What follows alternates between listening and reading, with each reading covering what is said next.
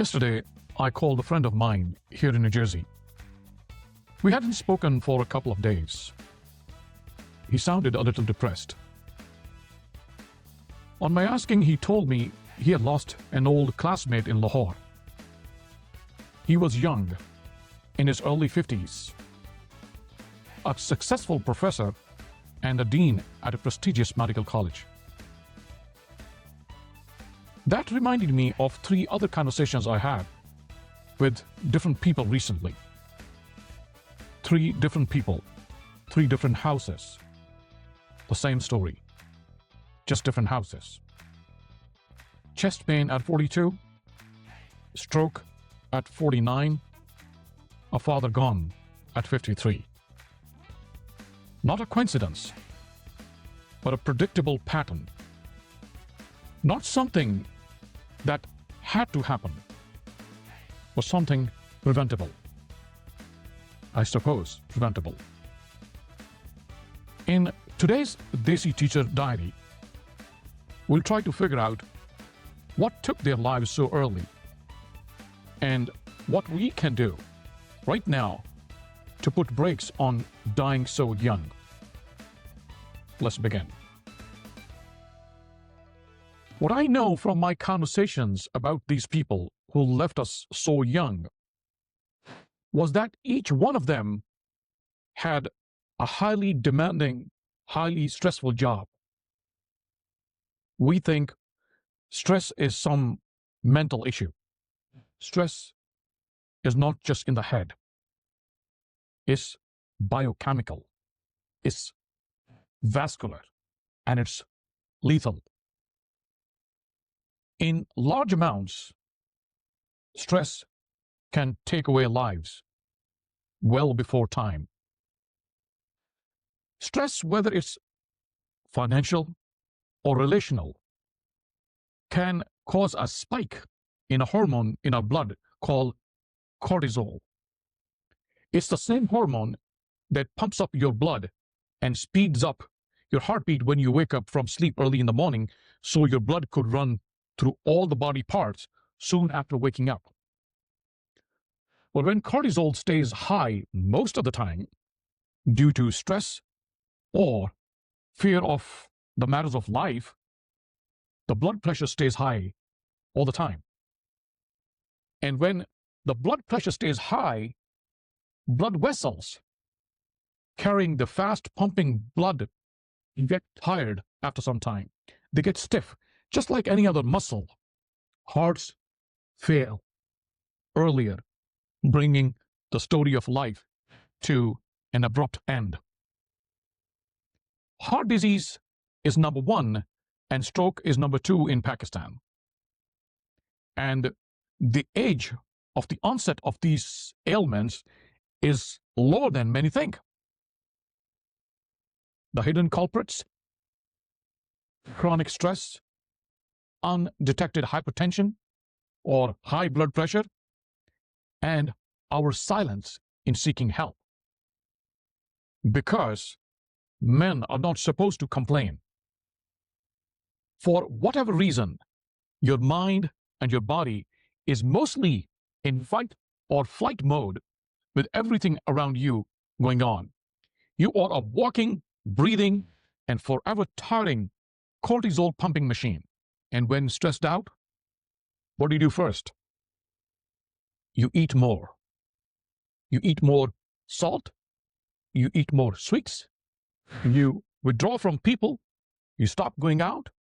You stop exercising.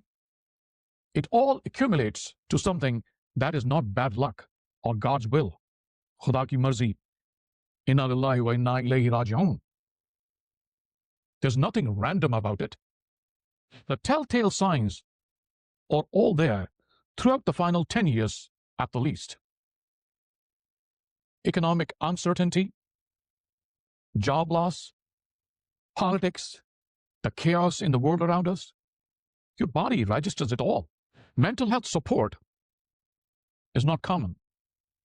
Very few psychiatrists, because there's deep social stigma about it, and very little public conversation about mental issues or stress issues.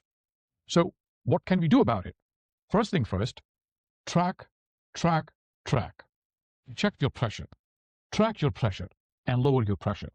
Every day at home, first thing in the morning. And the same thing for your blood sugar. Check it first thing in the morning. Know your numbers, your blood pressure, body weight, glucose, your blood glucose, cholesterol, the LDL and HDL, the bad cholesterol and the good cholesterol. Know your numbers. What is my blood pressure? That should become normal as asking what's the time or what's the weather like. Tracking these numbers regularly alone will guide you what you do in the day, what you eat for the rest of the day. It will not take away the issues, the factors causing you stress in your life. You'll need to deal with them separately. That's given. First, at least you will stay in the know how these factors, how these stresses are affecting your body, your blood, your brain. And then the usual and the boring. The daily 30. Walk briskly or climb stairs for 30 minutes. This drops blood pressure and lifts your mood. 2 minutes, only 2 minutes of fast-paced activity, whatever. Stairs, jumping jacks, sit-ups, to get the heart pumping on purpose, not automatically. Track your salt, your sugar, your calories that you're taking in some form of a health app. There are so many health apps that are available now on your phones. Make use of the technology that you're carrying with you all the day. And now, for the affairs of life that are out of your control, just accept. If you can't control them, whatever has happened has already passed. Whatever may come in the future, it hasn't happened yet. Write it down in some form of a digital note. Exactly what might happen and how you will deal with it. Push it out of your head and onto some form of a notebook. That will take away a heavy burden of the vague threats in your life out of your brain. Write the issue, the impact it's going to cause, and your response, your probable response, in some form of a digital note. And then F the consequences.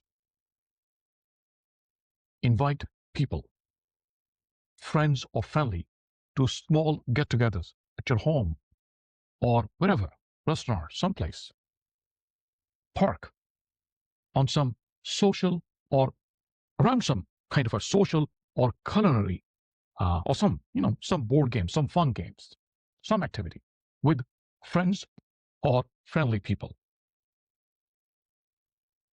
And next, take medicine if needed, if prescribed.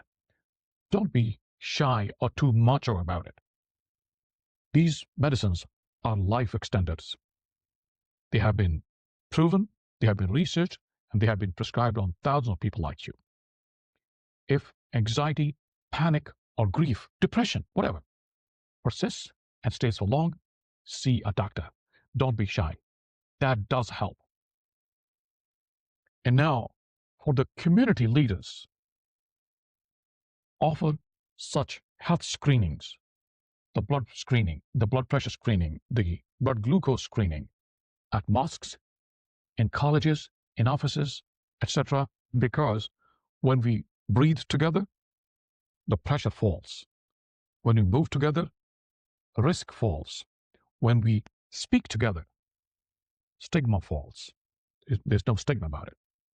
So do the small things daily, and the bigger threats get smaller daily.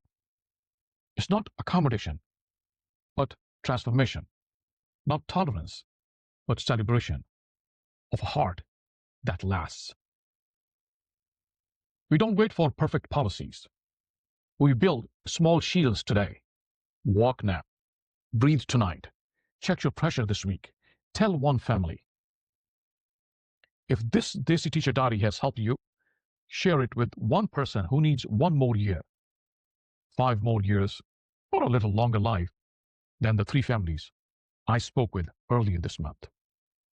Until the next diary, I am Dr. Saleem.